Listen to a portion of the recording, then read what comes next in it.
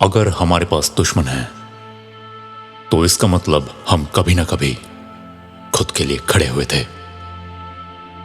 We have enemies because we stood for ourselves. और सबसे बड़े दुश्मन इंसान नहीं, हमारे हालात होते हैं। जो कंडीशंस हम अपने चारों तरफ तैयार कर लेते हैं, वही कंडीशंस या तो हमें आगे बढ़ाती हैं या हमें रोक लेती हैं। और कंडीशंस, हालात या परिस्थितियां रातों रात नहीं बदली जाती। सबसे पहले हमें बदलाव अपने ही अंदर लाना है, जो सुनने में बोलने में बहुत आसान है, मगर जब इसको करने चलते हैं तब हमारे पेशेंस का असली टेस्ट होता है। If you want change then start from self. जैसे सफाई हमारे घर से शुरू होती है, ये चेंज भी खुद ही से शुरू होता है।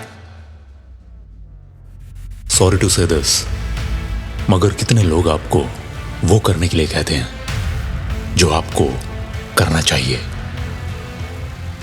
पहली कमी तो उस आवाज की है जो हमें आगे बढ़ने के लिए निरंतर प्रेरित करती रहे। और अगर वो आवाज हमारे आसपास नहीं है तो उसे हमें अपने अंदर से खुद निकालना पड़ेगा। जो सही है, जो जरूरी है, उस ही को सबसे पहले करने के लिए हमें ही खुद को उठाना पड़ेगा। कभी ना खत्म होने वाली एनर्जी लेके पैदा नहीं हुए हम। जैसे हर दिन हमें 24 घंटे मिलते हैं, एक रात, एक दिन मिलता है, ठीक वैसे ही हमें एक दिन में लिमिटेड एनर्जी मिलती है। और उस एनर्जी को वेस्ट करने का या यूज करने का हमारे पास ऑप्शन हमेशा रहता है। जैसे जैसे दिन ढलता चला जाता है, हमारी ऊर्जा भी ढलती चली जाती है। अब देखना यह है कि हमारी एग्जिस्टिंग कंडीशंस कैसी हैं। अगर इस एनर्जी को यूज करने का हमने एक सही पैटर्न बना लिया है, इस एनर्जी का एक एक कतरा अगर हमें आगे बढ़ने के लिए मदद कर रहा है, तो हमें अपने लक्ष्य को पाने के लिए सिर्फ चलते जाना है। लेकिन अगर ऐसा नहीं है तो पहले हमें अपनी इन कंडीशंस को ठीक करना होगा। और कंडीशंस कोई मटीरियलिस्टिक चीजें नहीं है। जिम को बदलने से कुछ नहीं होगा, नया टेबल, नई कुर्सी लाने से कुछ नहीं होगा, ना ही नया साबुन और ना ही नया परफ्यूम। हमें अगर कुछ नया चाहिए तो वो हम खुद हैं। और खुद को बदलना एक्सपायर्ड ब्रेड के पैकेट को बदलने जैसा तो है नहीं कि भैया गलत आ गया है, चेंज कर दो। जैसे कुएं की रस्सी पत्थर को धीरे धीरे काट देती है, ठीक वैसे ही कंसिस्टेंसी हमारी खराब कंडीशंस को सुधार देती है। दुश्मन हमसे बाहर नहीं है, वो ठीक हमारे अंदर बैठा है। और हमारा काम है उसको निरंतर ये बताते रहना कि हम सोए हुए नहीं हैं। 24/7 365 हमारी नजर लगातार उस बॉर्डर पे है। और अगर दुश्मन क्रॉस करने का ट्राई करता है तो वो उसका लास्ट एंड फाइनल ट्राई होगा। जैसे जैसे गेम सीरियस होता जाता है, वैसे वैसे हमें अपने एफर्ट्स बढ़ाते चले जाने चाहिए। कुछ पा लेना और पाने का रीजन होना चाहिए, ना कि आराम से पड़ जाने का।